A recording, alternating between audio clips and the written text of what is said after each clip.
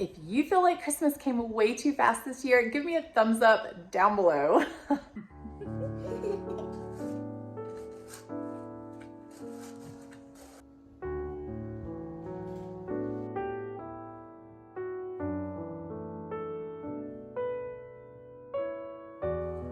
Hey everybody, and welcome to Autumn Lee at Home. I'm Autumn Lee. Today we are going to try to make a gingerbread house. I'm a little nervous about this because I have never done it before, and I have my little helper Lucy here. She's going to help me with baking and mixing. So we'll go ahead and get started. Okay, so we are getting started with the dry ingredients first, and we want to try to make the actual cookie part of the gingerbread house. So that's what our goal is first, and then we will make the icing later. So this is 1 teaspoon of baking soda to get started. Good job. Next is half a teaspoon of salt. We're all out. There you go. All right. I do it. Another 2. So that was 2 teaspoons of ginger, ground ginger. 1 teaspoon of cinnamon. Good job. Ooh, that cinnamon smells really good.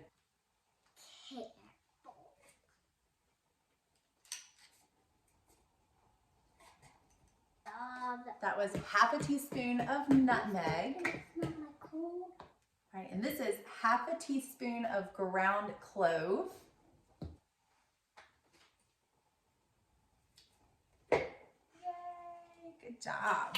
Oh, it smells good. It does smell good, I agree. Oops, I'm trying to put it on upside down.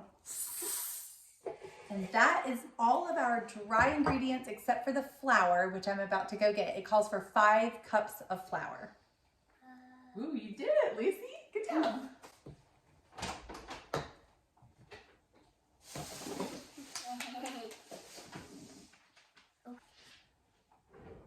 Yay! Oh, the flour got in my eyes. Uh-oh. I thought it was paper.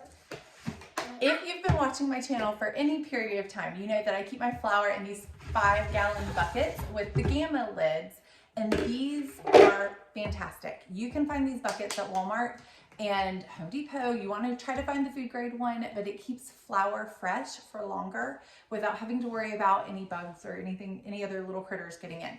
The buckets are typically around $4 to $6 depending on where you buy them, and then you should buy the lid separate. However, if you get them from Walmart bakery section, they're gently used, but they're food grade, and they sell them with the lid for $1. So all I have to do is wash it out, which I plan to do anyway, and it is a lot cheaper. And let's go ahead and sift this first. Just remember we have 2. And if you'll go ahead and turn this right here. See how I did that?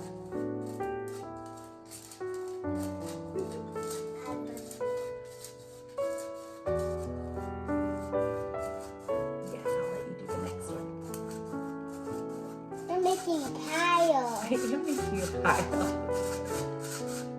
Okay. Wow, One that's more. a lot of it. Yep. And You then we're need done it. with the flour. Are you ready? Did you want to put this one in there? And then I'll let you sift it this time. Okay. Okay, so I'm gonna hold it up and you spin this piece right there.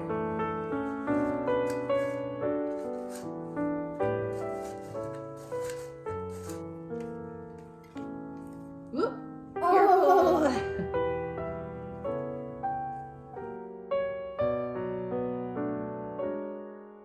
Now that we have all of our dry ingredients together, we're gonna set this aside and get started on our wet ingredients. This calls for a cup of softened butter, which is 2 sticks of butter, a cup of brown sugar, 1 egg,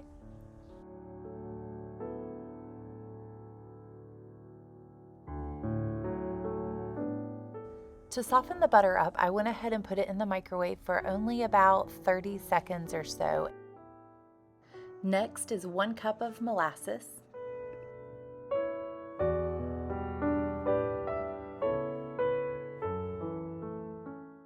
last but not least is a teaspoon of vanilla extract.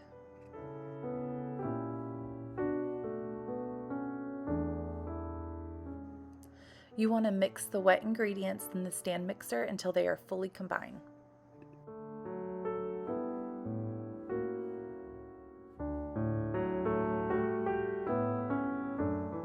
After the wet ingredients are fully combined and incorporated, you will mix a cup of flour and the dry ingredients 1 cup at a time until they mix fully in, and then add another cup.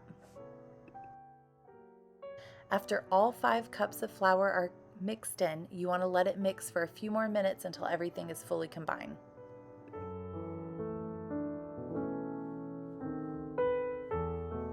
We have fully mixed our dough for the gingerbread cookies part of the house, and now we want to take that dough and place it in saran wrap and let it rest in the refrigerator for at least 4 hours.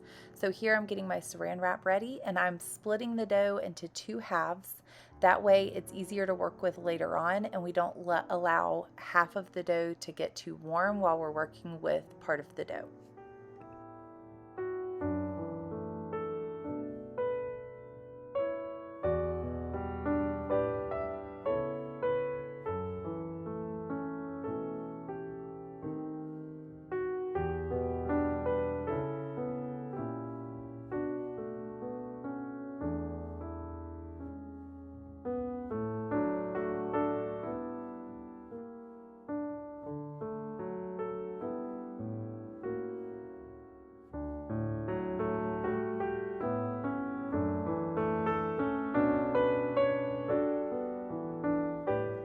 Over this past weekend, my kids were gifted gingerbread houses, so I took advantage of that and went ahead and traced out the shapes for the gingerbread houses that they had gotten. That way I had a template that was smaller than the template that the recipe actually came with. So if you look in the description and you pull up the recipe that I linked down there, it comes with a large template for a larger gingerbread house. But because I just was playing around with this and I just wanted to try it for fun, I decided I wanted to do a much smaller gingerbread house, and therefore I was able to trace those pieces and have them available for today for this project. This worked out great. I just took the gingerbread houses and traced around them and then cut out those pieces and was able to use that to place on the dough to trace the dough out as well. After allowing my dough to rest in the refrigerator for 4 hours, I had a small window of time that I really wanted to try to go ahead and bake these cookies, cut them out, place them on a lightly greased or sprayed cookie sheet with parchment paper on it, and that way I could get these baked and allow them to have time to cool so that this evening I was able to hopefully try to ice them. However, I will explain why that didn't exactly pan out later on.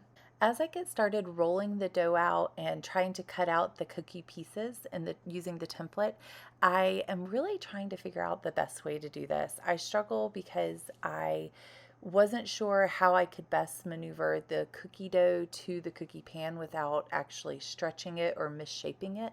And you will see I tried different ways as I go, and I learned the do's and don'ts as I go for sure. One of the ones that did not work very well was placing the dough directly onto the counter with no parchment paper underneath, just using the flour. Here I am trying that first because that was my first attempt, and as I am cutting it out using a pizza cutter, the pizza cutter worked great, the templates worked great, but once I got them cut out, I had a really hard time transferring them from the countertop to the cookie sheet without them getting misshapen. They kind of go a little wonky and get a little stretched, and you really want to be careful not to do that because once you start assembling the gingerbread house, they're going to be misshapen and it's going to be a lot harder to get the house to actually come together and stand how it's supposed to.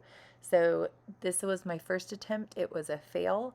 My second attempt is to scratch it completely and roll it all up and start all over. So I end up rolling all of the dough back up after trying my best to get these cookies from the countertop to the cookie sheet and failing.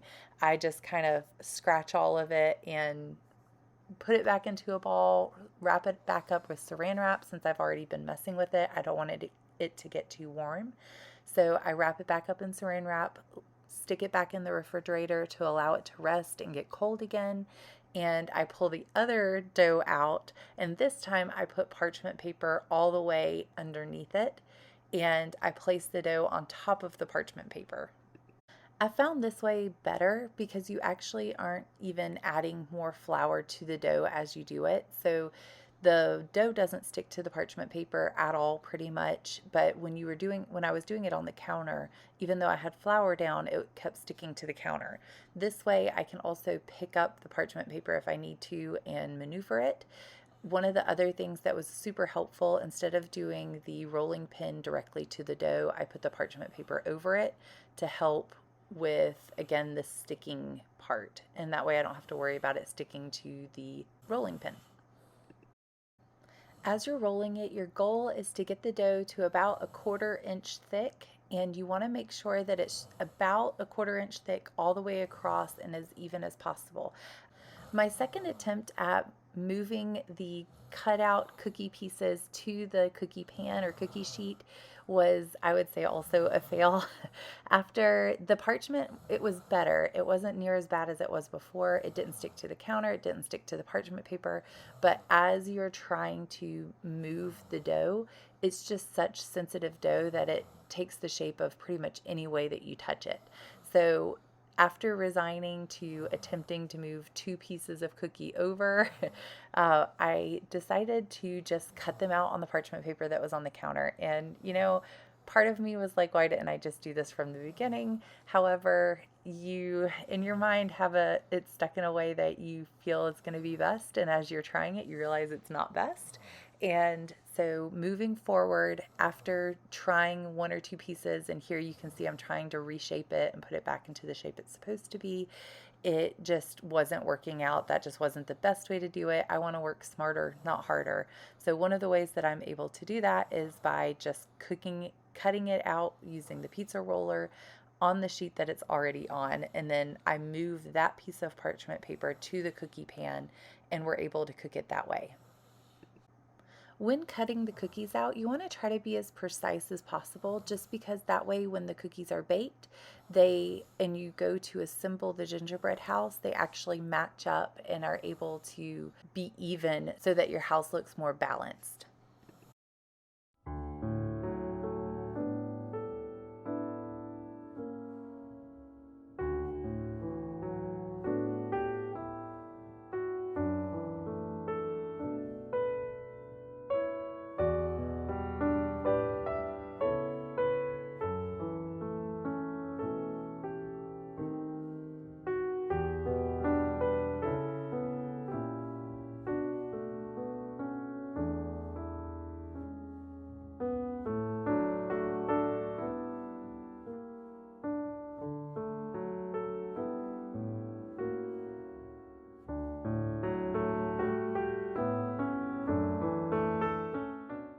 While you are taking the time to cut out your cookies, go ahead and preheat your oven to 350 degrees. We are going to place these in the oven we start off with 10 minutes just because the recipe calls for 15, but that's for the larger cookie. So I was afraid to overdo it, so I set the timer for 10 minutes. However, I did realize that they needed 2 to 3 more minutes. So for this size cookie, I cooked them at 350 degrees for about 13 minutes, give or take. I end up with 2 trays of cookies, meaning 2 different gingerbread houses, and I cook them both the same way at 350 degrees for about 13 minutes, and they both turned out nice and lightly toasted brown. They are a little bit harder than your average like sugar cookie or regular cookie, and you want them to be that way so they can hold up when you are assembling them. Hey everybody, it is very late now, but my kids are in bed, so it is quiet in the house and I'm able to focus. Our gingerbread cookies, I got these cooked and finished earlier. I wanted to make sure I was able to get them cooked and allow them to cool all the way down so that we could assemble them without any of the icing melting or having any problems. So they are looking great. I was able to squeeze these in between all of the extra after school stuff and get these baked. Now I'm gonna take the time with all the extra dough that I have to I haven't decided if I'm gonna make more of these to allow my kids to have fun with them, or maybe make some gingerbread men and let them decorate those. I haven't decided yet. yet. So I will decide once I start rolling out the dough. But for now, we're gonna go ahead and get the oven preheating at 350 again. And that way it's ready to go once my dough is rolled out. While the cookies are baking, or cookie houses, gingerbread houses, whatever I end up making are baking, I will start assembling this and getting this put together, as well as making our icing from scratch, which again, I have never done before, but I'm excited to try. So we will do that next. That will take priority over assembling them because we have to have it to assemble them. So we will get started on that next. While we were gone today, I went ahead and put all of our dough back in the fridge to let it rest again and stay cool, because I didn't want it to get too warm. So now that we are working with it again, I went ahead and pulled one out at a time. I still have a good bit of dough left over.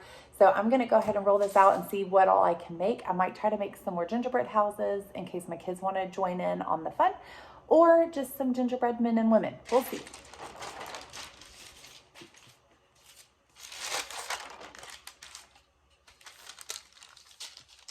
I am such a night owl. It's so late, but this is kind of the time of day that I come alive, and I love when the house is nice and quiet. I can light a candle, and I have the Christmas lights in the background, and the gingerbread smell is fantastic. So it's just such a fun time of day for me that I absolutely love this time of day.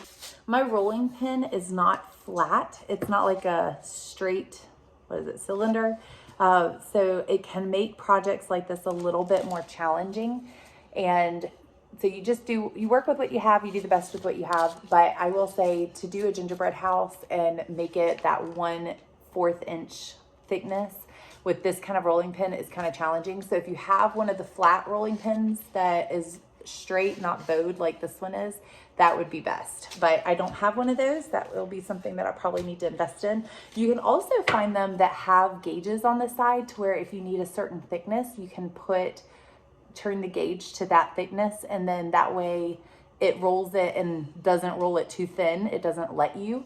And I didn't know those existed, but those are really cool. So it might be something to invest in with how much baking that I do. It would be one of those gadgets that would be worth it. All right, I think we got it about 1/4. So we are going to start here, and I have my little templates right here that I cut out earlier, and I'm just going to use these again because they worked out great.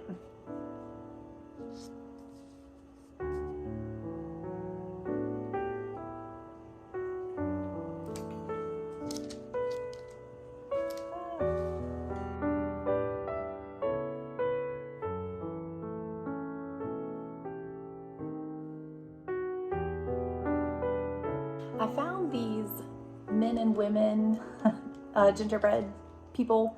So I think I'm going to try to do a couple of these, as well as create little stands to hold them up. We will see how that goes. I don't know how well it's going to go, but I do want to try it and see if I can maybe get them to kind of stand up next to the gingerbread houses, even though they're going to be about the same size. I haven't decided yet. I might make the stands and then decide not to use them, but we will see.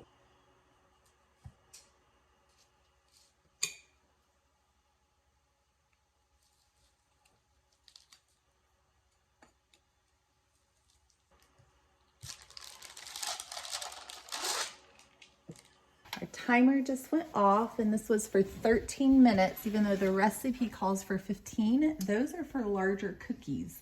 This is what we ended up with for 15 minutes, and look, those look beautiful. They look darker on the video than they actually do in person. So just if you are baking your own, I kind of questioned that when I was watching other people's videos. Theirs looked so dark, but now that I'm seeing it when I'm filming, it looks like they're darker on the film than they actually are in the video, or in person, and darker on the film. So these are what we cooked earlier, and that's 2 houses worth. And then I got one more house here with some gingerbread men. And then I'm about to put into the oven this. I wanted to do a base. I thought it would be fun to have just a base. So I got a bowl over there and traced it out. And then these right here are going to be stands for the gingerbread men, possibly. And then I just had extra dough, so I just did a couple of cookies that I can just do whatever I want with. But I have another base here for if I want to try to stand up a gingerbread woman or man. So I'm going to get this in the oven for 13. This may take 15 minutes. I'll see. I'll set it for 13 and we'll see what it looks like. And then we are all done baking and it's time to get started on our icing. Now, I can't remember if I have powdered sugar or enough powdered sugar. If I don't, I may do the icing and the decorating tomorrow because I have to go out anyway. And that's completely fine because they're gingerbread houses. They're supposed to sit out anyway, so they should be okay. And we will decorate them tomorrow and just let them fully cool tonight. While those are baking in the oven and those are cooling, I'm going to wipe this down really quick. I noticed it earlier and I don't know, I must have been baking something that caused it to get so grimy, but it's bothering me. So I'm going to go ahead and get that while I'm waiting, and then I'll check to see if I have some powdered sugar. I'll give it another little spray here in a minute, but that's already looking 1,000 times better. I just checked in my pantry. I have about 1 or 2 cups worth of powdered sugar, which isn't going to be enough because we need 6 cups. So what I'm going to do is I have to go out tomorrow anyway. Gingerbread houses sit out on the counter typically anyway, so I'm really not too worried about them becoming stale or anything like that. So I'm gonna finish baking everything tonight, and then tomorrow I get to take the time to actually enjoy decorating it and creating the icing and putting it all together and assembling it. So I will do that tomorrow night after the kids go to sleep, and that way I can just enjoy sitting and doing it because I've never gotten to do it before, and it's been a while since I've done an actual gingerbread house myself. My kids have done them recently and it was so much fun to get to do it with them. But because this is my first time baking it, I want to try and see if I can do it on my own. If it goes easy or smooth, then I would love to get to do this with my kids because I think that they would have a blast, especially baking it themselves and getting to actually mix the cookie dough and cut it out and all of those things. So this is kind of the trial run of what works, what doesn't, and what I can do better next time is what I'm teaching myself this time go around. So I'm excited that you guys get to do that with me. You get to learn from my mistakes as I go and do it the right way the first time, but we will keep going tomorrow. And for now, I'm gonna call it a night. So good night, guys.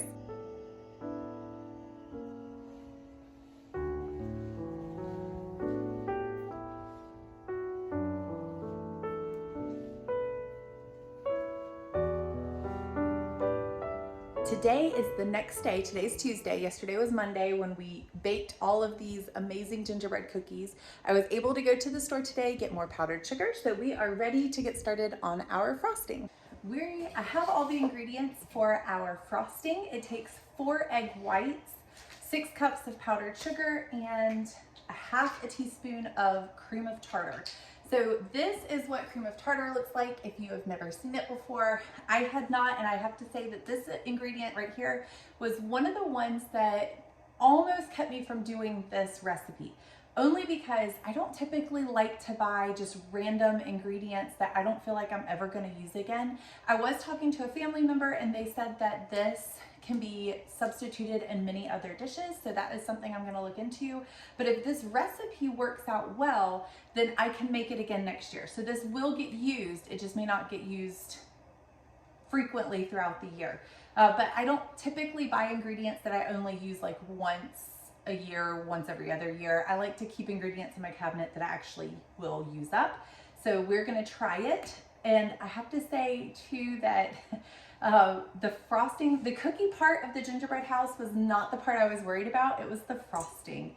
I'm a little nervous at how it's gonna turn out. I've never tried to do egg whites, like separating the egg whites, which sounds crazy, but that's just one of those things that I've just never came across a recipe I needed to. So we are going to start with that and put all of our egg whites in our mixing bowl and use the stand mixer to do this. I am also a little nervous because I'm nervous about decorating the gingerbread house. I don't want to, I'm hoping to decorate it in a presentable way that doesn't make it look like my kids did it and assembled it. So that's what I'm hoping for. We will see how it turns out and go from there. Woo.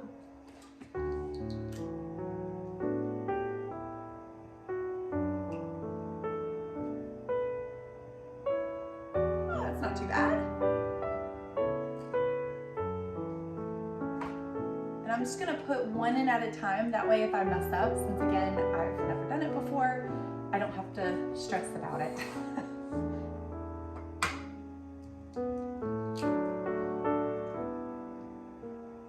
I don't lose all 4 eggs if I mess up one time by putting one in at a time. Like that. I could use the practice, but we got it done. We have 4 egg whites in here, and now I'm going to put the powdered sugar in. It calls for 6 cups of powdered sugar. This is what I had in my pantry. I didn't realize I had used up, I had made cinnamon rolls over Thanksgiving break, and I made them from scratch. So I made the icing from scratch, so I used up more than I realized I had. So today I was able to pick up, I got 2 more packs because I'm hoping to make the cinnamon rolls again for Christmas. They turned out so good. I will put that recipe down below as well, and it's not my recipe, so I was a little iffy on it because I had tried a couple of other recipes, but this one, holy cow, these cinnamon rolls were amazing. So I saved it, and I'm definitely going to be using that recipe. I may tweak it a little bit, but really, it doesn't even need it. They were fluffy, light. The cinnamon part was spot on. The icing was spot on. So good. So I will put that recipe down there. I would say it's not healthy. Nothing in this video is healthy. We'll just go ahead and throw that out there. Because gingerbread, I don't think I realized how much molasses is used in gingerbread. I'm sure it's probably even worse when you buy it from the store, because it's that, if you look at the ingredient box, I'm sure there's just all kinds of ingredients that you can't even read. So doing it from scratch is better, but I wouldn't say it's healthy either.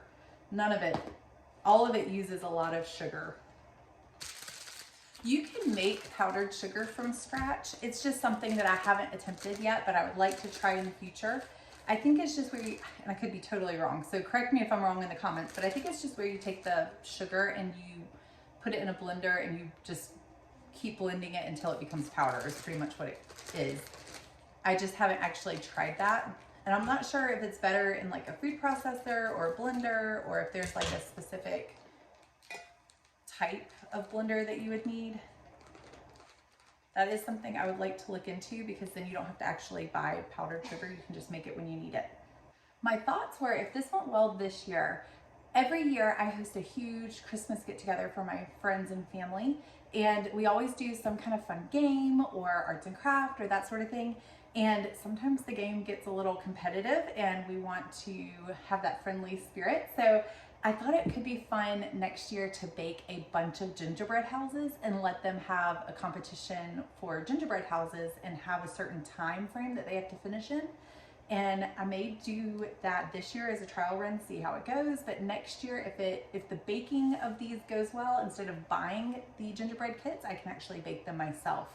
We will see how it goes, and that may be a little ambitious because the baking of these wasn't that hard. I think it was more of the cutting out and trying to make sure that you cut them in precise measurements so that they can fit together. That was a little tricky, but really not that bad as long as you have that template. And the icing itself so far isn't too bad, as long as it sets right and we can actually use it to decorate. So that's gonna be the part that I'm a little nervous about, as well as making it look like my kids didn't do it.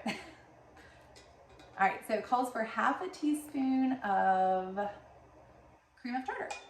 Now that this is good, it says to use, the instructions say to use a whisk attachment. Again, I will put that recipe, the whole recipe we've been using all throughout this video, I will put down in the description so that you guys can have it. She has a template on her recipe and her printable recipe that you can actually print out and use hers. It just creates a much larger gingerbread house, and I wanted to make them a little bit smaller just because these are a little bit more manageable, especially for big groups of people. It takes a lot of gingerbread to do those big ones, and by doing a bunch of little ones, you can get a lot more bang for your buck. I'm gonna use the whisk attachment and we'll go ahead and get this whipped up. I believe it's supposed to go for about 5 or 6 minutes, but you want it, in the instructions it says you want a hard peak. So we will watch for that. I don't know exactly what that means, but I believe if it's being whipped, it's able to hold its shape in like a whipped form and be able to sustain that shape, and that's how you know it's ready. we will see. While that is whipping up, I'm going to get a hold of my icing kit that I got for Christmas last year. I was gifted it for Christmas last year and I've been really wanting to try it. So I thought this was the perfect opportunity. So I'm going to go ahead and grab it and try to decide which nozzle pieces I think would be best. This is the kit that I was gifted last year. And so I'm gonna see what all it has in it and what I've used it one time and it worked like a charm. It was great. I will try to find this on Amazon and see if I can link it down below. But it comes with a bunch of stuff for icing decoration. So like if you were doing cupcakes or anything like that, that's what this is for. But again, you can use it for any kind of icing escapades that you want to do. And it comes with a bunch of bags, and I haven't used all of these. This is what came with my kids kit, and I saved it because I figured why not? I could just put it in here with these and not throw it out and not waste it. And then it also comes with silicone ones that you can wash out. For tonight, because this icing is really, I think it kind of hardens very similar to cement, because that's the goal, is to try to keep it together. I'm going to use plastic ones and then just throw the plastic pieces out. But the pieces in here are not ones that you would throw out. You would typically wash them out really well.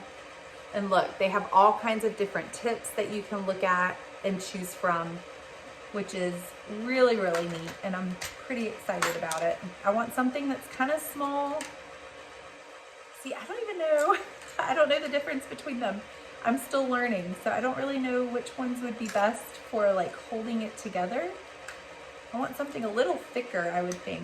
Maybe not quite that thick. This would be really good, I think, for like decorating it, because it's a lot smaller, it's thinner. So I'm gonna hold that one aside. Those are the four that I'm leaning towards right here. And you can kind of see them. That one seems a little wide now that I'm looking at it compared to this one. And then these two I think would be for like the piping, like the decorating and the decor part of it. And these would be used for helping hold the icing building together, the gingerbread building together. If you are really good at icing, give me all the tips down below for all of us to learn from you. That would be great. But I think one of those things is, you know, part of learning together is just trial by error. And if you never try, you never learn. It looks finished, so we're gonna go ahead and pull it over here. You can see the peaks are pretty, you know, once they're made, they're staying, it's not liquidy and falling back down. I believe that's what they mean by peaks. So that's what we're gonna go with. And I did do a little bit of a taste test, and it tastes exactly like you would find in a gingerbread house. So we're gonna go ahead and hope that this is done and I added enough powdered sugar. It looks like I did, and we'll see how it holds up. Here is our icing, and look how pretty that is. My next step is to take the icing and get it into one of these little plastic bags, and with the tip in the end. If you do not have a kit like I do, that if you don't have one of these, that is completely okay. You can take a gallon-sized Ziploc bag or even a sandwich baggie, cut the very tip of it off. I would recommend cutting very, very small tip, because you can always make it bigger, the hole bigger. You can't make it smaller. Start off, I'm not gonna put all of this in the same bag. I wanna put some of this in a separate bag with a different type of tip. So to start off, I think I'm gonna do this tip right here. The one that has a bigger hole, because that's what I wanna use to build my actual gingerbread house. And then I will get another little baggie to do the smaller tip to decorate the house. So what you do is you take this piece right here and you drop it down in there and stuff it, kind of bring it all the way down to the end like that.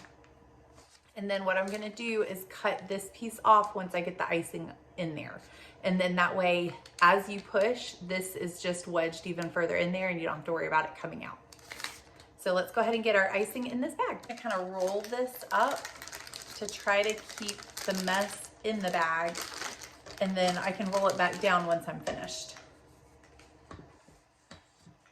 This is the part that no matter what you do, I feel like it's a little messy. And And then what I'm gonna do is roll this back up and squeeze, kind of get all of it to go down towards the bottom. All right, so I'm cutting just below the middle piece. And then I'm going to kind of roll this until all of the icing is down towards the bottom. Whoop, which didn't take long. We are on our way. So our icing is ready. Let me go ahead and get my stuff for the gingerbread house and we'll get started before all of this starts getting too hard to use. I made a huge gingerbread cookie to lay flat on a surface, and then I'm gonna put the gingerbread house on top. This is the part I'm nervous about. These are the two walls, and I wanna make sure that they're somewhat even, which they are. They turned out great. So we're gonna use those. These are the two sides of the house, and these are the two roof pieces. Okay.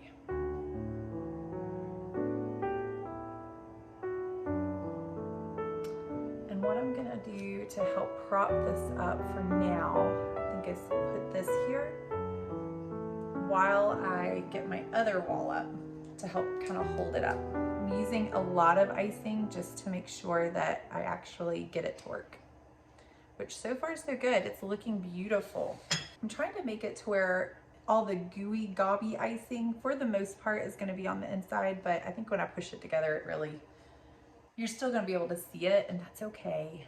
I'm going to put this edge that doesn't look quite as pretty, I'm actually going to put it up here at the top so that when I'm put icing along the edge, hopefully the icing will kind of cover up that edge right there.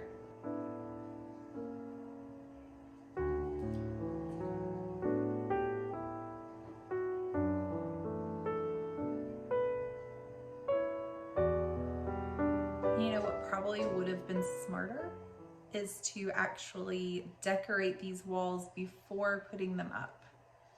I saw that trick on YouTube on somebody else's channel, and I meant to try to do that and I forgot.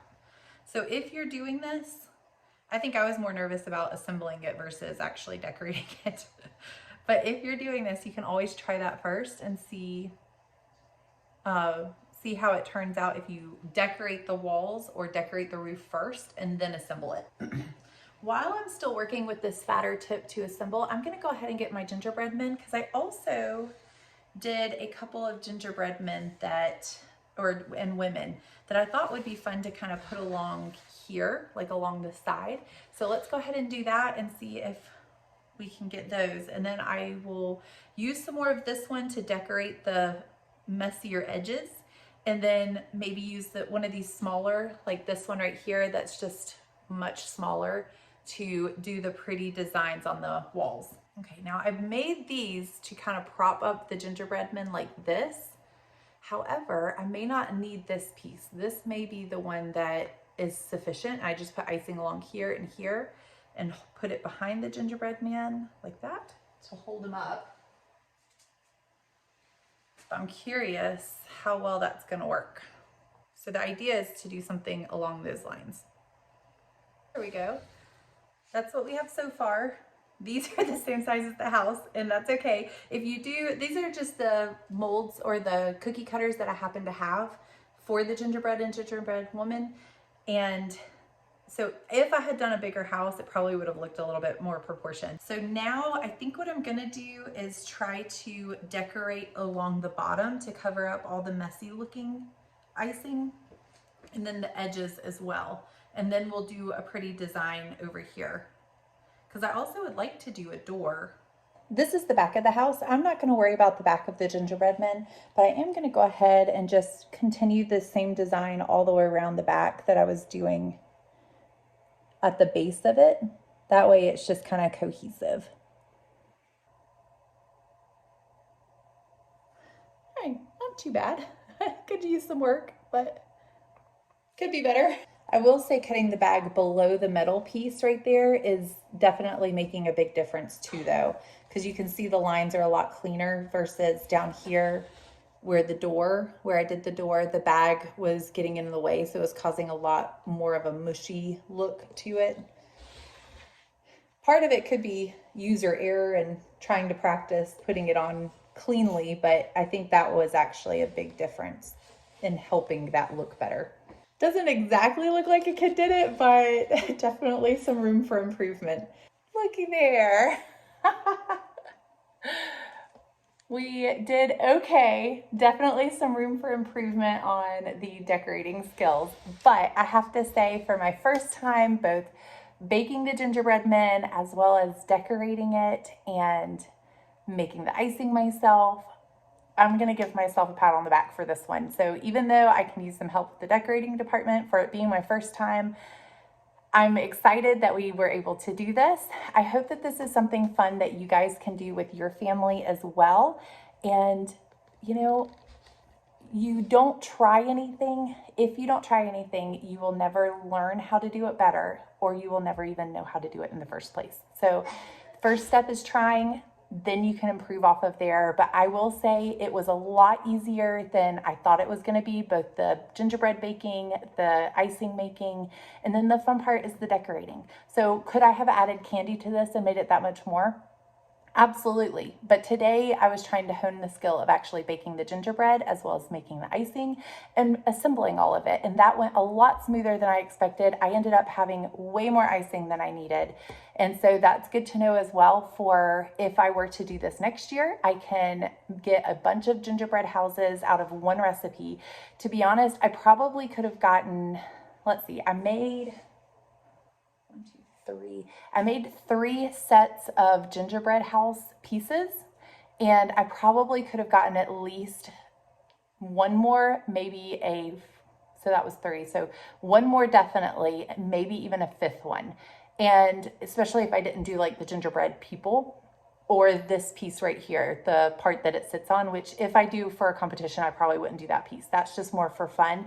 And I am going to add a little bit more decoration just for fun, but to be honest, I'm just really glad that we have this as an opportunity. This is something that I can do for my family next year and we can have fun with it. So I want to take this time to say thank you so much for joining me here today at Autumnly at Home. I appreciate the time that you have here with me, and I really hope that you guys have a wonderful Christmas with your family. Merry Christmas. Please like, subscribe, and share, and I hope to see you guys next time.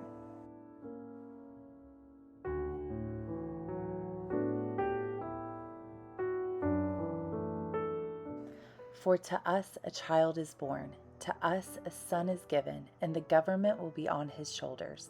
And he will be called Wonderful Counselor, Mighty God, Everlasting Father, Prince of Peace. Isaiah 9:6.